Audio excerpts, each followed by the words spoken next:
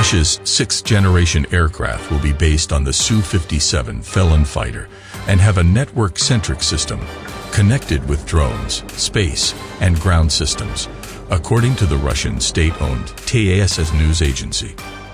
Yuri Slyusar, the Director General of the United Aircraft Corporation, UAC, part of Russia's state-owned defense conglomerate, claimed that the fifth-generation Su-57 fighter is a step toward the sixth-generation aircraft. When we talk about the sixth generation, we say that this is no more a single aircraft, less than, greater than, but this is a comprehensive system of interaction between air, space, earth, drones, manned vehicles, Slyusar added. Russia confirmed in 2016 that it is working on a new sixth-generation fighter aircraft based on the ideas presented by the country's Sukhoi Design Bureau. The then commander of the Russian Aerospace Forces, Viktor Bondarev, indicated that a sixth-generation fighter was being built in both manned and unmanned forms. Since then, Russian defense authorities have been known to test hardware pieces developed for the sixth-generation fighter on the prototype versions of the Su-57, nicknamed PAKFA, Prospective Airborne Complex of Frontline Aviation aircraft. These featured aircraft and navigation systems, enhanced electronic warfare, and radar systems.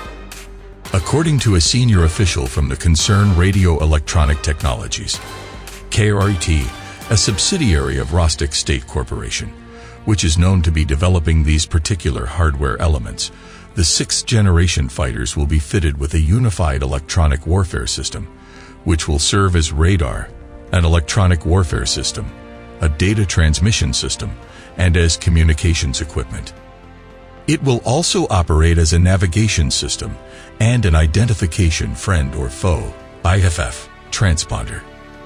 The Russian approach to the sixth-generation fighter development is similar to the one opted by the U.S. for its next-generation air dominance NGAD fighter, which is also intended to be a system of systems that will include unmanned drones, manned jets, and a new generation of networking technologies. As reported by Eurasian Times previously, the Pentagon indicated that there will be a two-way technology transfer between the U.S. Air Force's fifth-generation F-22 Raptor and the NGAD. The F-22 will not only be utilized for the testing of NGAD technologies, but the Raptors will also incorporate technologies produced under the NGAD program, potentially to speed up these capabilities to the front lines long before the NGAD platform can deploy them, so that they can be fine-tuned and de-risked. Russia ramps up Su-57 development.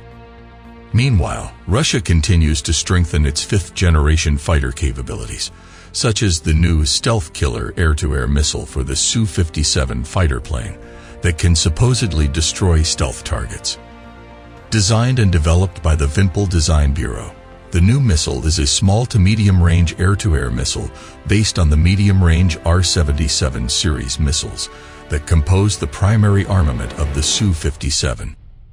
Currently, the missile is believed to be undergoing trials that are scheduled to be finished before the end of this year. The delivery of the first serial batches of the operational missiles is also anticipated for this year. Last year, Russia revealed plans to outfit its stealth fighters with new active radar homing anti-ship missiles that may be employed against marine threats. The fifth-generation fighter will also undergo testing with an enhanced communications outfit in the fall of this year. Furthermore, a carrier-capable variant of the Su-57 is also being built for the Russian Navy, whose lone aircraft carrier, Admiral Kuznetsov, has been undergoing a renovation since 2015 and is due to rejoin the fleet in 2024. That stated, Russia has a minimum number of Su-57s in its inventory.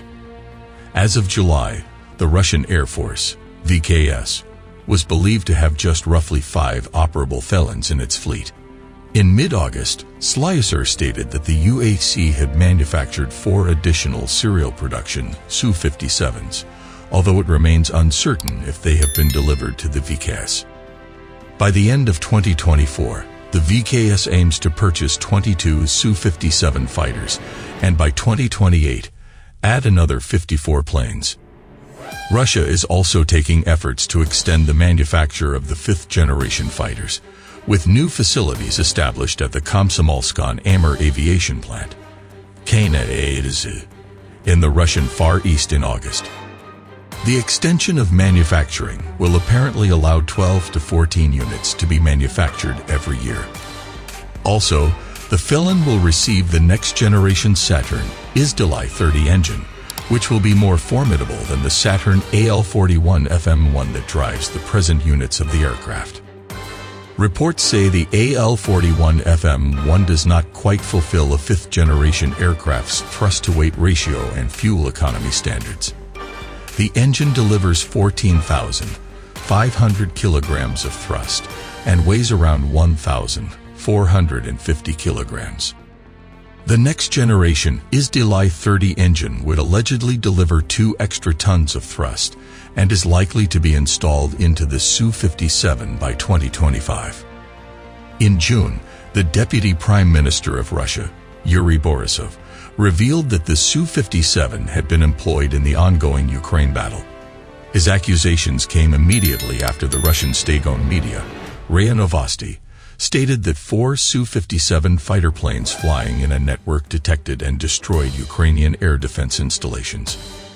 These accusations so far remain unsubstantiated, although a video leaked on the internet in March supposedly showed a Su-57 fighter jet flying over the Zhytomyr area of Ukraine. There were rumors at the time that Russia's southern military district had deployed the jet.